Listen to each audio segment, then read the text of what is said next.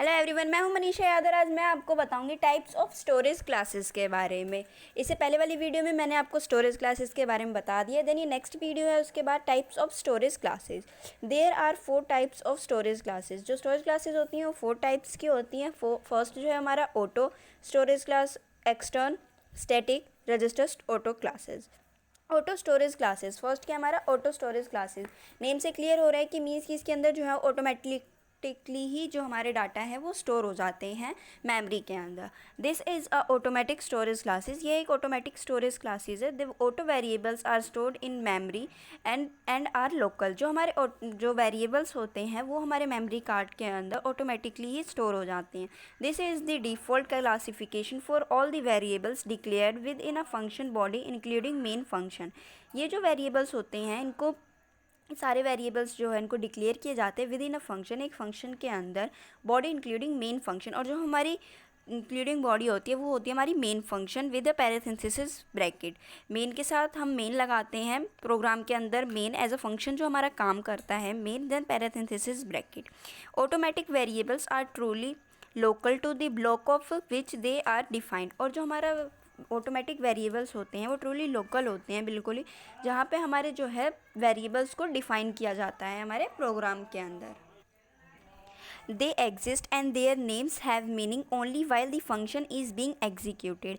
Means कि जब हमारा फंक्शन जो है, जब हमारा प्रोग्राम जो है, जब वो एग्जीक्यूट होगा तभी जो है उसकी मीनिंग एंड उसके नेम्स जो है फंक्शन के अंदर आएंगे। मीन्स कि उसके नेम और फंक्शन के थ्रू जो है हमारा वो डाटा जो है वो स्टोर किया जाएगा। The automatic variables should be properly initialise. जो ऑटोमेटिक वेरिएबल्स होते हैं शुड बी प्रॉपरली इनिशियलाइज, उन्हें प्रॉपरली इनिशियलाइज करना पड़ता है।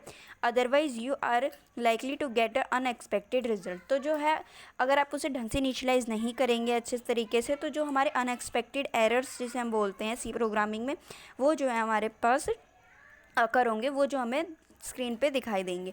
Because if the variables is not initialise, जब हमारे जो वेरिएबल्स हैं वो इनिशियलाइज नहीं होंगे तो it contains a garbage value. तो जो है वो गार्बेज वैल्यू मीन्स कि जो हमारे एरर्स जो है वो डिफरेंट टाइप्स के अनएक्सपेक्टेड एरर्स जो हैं वो कंटेन करेंगे। ऑटो स्टोरेज क्लासेस के बाद आता है हमारा सेकंड जो है वो है हमारा एक्सटर्न स्टोरेज क्लासेस, जो कि हमारा स्टोरेज क्लासेस का सेकंड पार्ट है।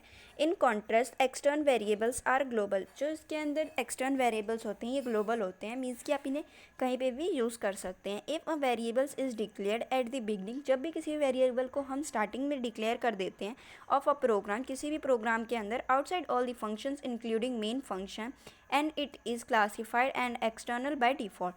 तो जो इसके हमारे जो प्रोग्राम होता है उसके अंदर मेन फंक्शन जो है वो इंक्लूड करता है and then it is classified as a external by default. और जो इसकी क्लासिफाइड करता है ये हमारे एक्सटर्नल डिफ़ॉल्ट वैल्यूज़ की तरह। External variables can be exceed. जो हमारी एक्सटर्नल वेरिएबल्स होते हैं वो एक्सीड करती हैं and change by any function in the program. और आप इसे किसी भी फंक्शन के अंदर ईजीली जो है इसे चेंज कर सकते हैं। Their storage is in permanent memory. जो इसकी स्टोरेज होती है मेमोरी के अंदर वो हमारी परमानेंट होती है एंड दस नेवर डिसअपियर और need to be recreated. Means कि जो हमारे कभी भी जो है परमानेंट मेमोरी में स्टोर होने की वजह से आप ये कभी भी डिसअपियर नहीं होती है। मीन्स कि हमारी जो सिस्टम के अंदर जो मेमोरी होती है उसके अंदर हमेशा के लिए ये सेव हो जाती है एंड जब भी आप इसे यूज़ करना चाहें आपकी नीड के अनुसार जो है ये रिक्रिएट भी हो जाती है। External variables have default initial value 0। जो एक्सटर्नल वेरिएबल्स होते हैं हमारे उसकी डिफ़ॉल्ट वैल्यू जो है इनिशियल वैल्यू वो हमारी 0 होती है। थर्ड पार्ट जो है वो हमारा स्टैटिक स्टोरेज वेरिएबल क्लासेस। और static variables is a local variable. जो हमारा स्टैटिक वेरिएबल होता है वो एक लोकल वेरिएबल होता है that retains its latest value. जो हमारी लेटेस्ट वैल्यू होता है उसको रिटेन करता है when a function is recalled. जब हम फंक्शन को रिकॉल्ड मीन्स कि वापस से फंक्शन जो है उसको रिकॉल करते हैं। It's scope is still local. जो इसके स्कोप होते हैं वो स्टिल अभी तक लोकल हैं। Then it is can be only be used within the function where it is defined. और इसे हम फंक्शन में वहीं पे यूज़ कर सकते हैं जहाँ पे इसे हमने एक बार डिफाइन कर दिया और सिर्फ एक बार ही इसको हम यूज़ कर सकते हैं। बेसिकली क्या है कि static variables are created.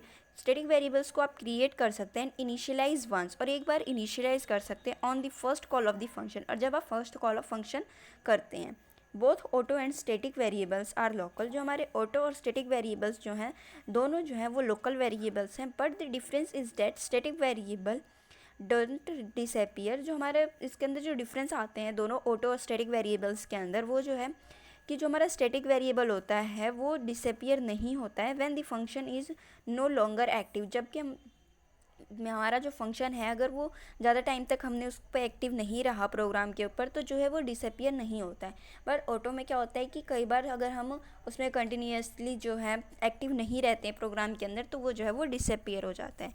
There values pressed, और जो इसकी वैल्यूज़ होती हैं वो हमारी प्रेस्ड होती हैं। लास्ट जो है वो हमारा होता है register storage classes. Register storage classes क्या है कि the value of registered variables are stored in CPU register. जो हमारी वैल्यूज़ होती हैं रजिस्टर वेरिएबल की वो हमारी सीपीयू के अंदर जो है वो रजिस्टर होती हैं। They are not initialise to any value by default, इसे किसी भी वैल्यू के लिए हम इनिशियलाइज नहीं कर सकते हैं by default. That's why by default they get garbage value, इसलिए जो बाय डिफ़ॉल्टली जो है इसके अंदर जो है गार्बेज वैल्यूज़ मीन्स कि एरर्स अकर हो जाते हैं। They are also local to the functions, ये और फंक्शंस की तरह ही लोकल एक वेरिएबल है वेयर दे आर डिफाइंड, जहाँ पे हमने इसे डिफ़ाइन किया हुआ है। अगर इस वीडियो से रिलेटेड आपको कोई भी डाउट हो तो आप मुझे कमेंट बॉक्स में कमेंट करके बता सकते हैं। Thank you for watching this video. Thank you.